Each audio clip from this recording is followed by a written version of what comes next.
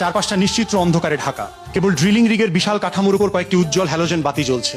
বিশাল turbine আর drilling পাইপের একটানা কান ফাটানো গর্জনের মাঝেও কন্ট্রোল রুমে বসা বাপেক্সের চিফ ইঞ্জিনিয়ারের হৃৎপিণ্ডের ধূপকানি যেন বাইরে থেকে শোনা যাচ্ছে। তার চোখ ল্যাপটপের স্ক্রিনের দিকে স্থির। প্রেসার গেজের কাটা তরতর করে উপরের দিকে উঠছে। সেন্সরের ডেটা বলছে মাটির হাজার হাজার ফুট নিচে আটকে আছে বিশাল এক গ্যাসের মজুদ। এত বিশাল যে এটি দিয়ে আগামী কয়েক দশক পুরো বাংলাদেশের শিল্প কারখানার বিদ্যুৎ কেন্দ্রগুলো অনায়াসে চলতে পারে।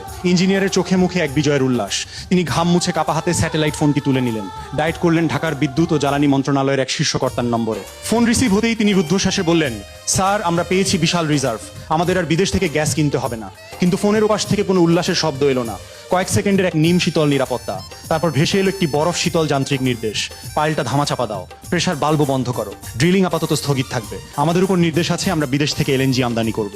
ইঞ্জিনিয়ারের হাত থেকে ফোনটা খসে পড়লো। তিনি শূন্য দৃষ্টিতে তাকিয়ে রইলেন গ্যাজের কাটার দিকে। মাটির নিচে জমা হয়ে থাকা ট্রিলিয়ন কিউবিক ফুট গ্যাস যেন বাংলাদেশের ভবিষ্যৎ ভাগ্য নিয়ে উপহাস করছে। এই রাত কেবল একটি গ্যাস ক্ষেত্র আবিষ্কারের রাত ছিল না, এই রাত ছিল একটি স্বাধীন রাষ্ট্রের জ্বালানি নিরাপত্তাকে গলা টিপে হত্যা করার রাত। বাংলাদেশকে বলা হয় বদ্বীপ। এই পলিমাটির নিচে বিশেষ করে ভোলা, সিলেট, হবিগঞ্জ এবং বঙ্গোপসাগরের অর্থই জলরাশির নিচে লুকিয়ে আছে ট্রিলিয়ন ডলার মূল্যের অনাবিষ্কৃত প্রাকৃতিক গ্যাস।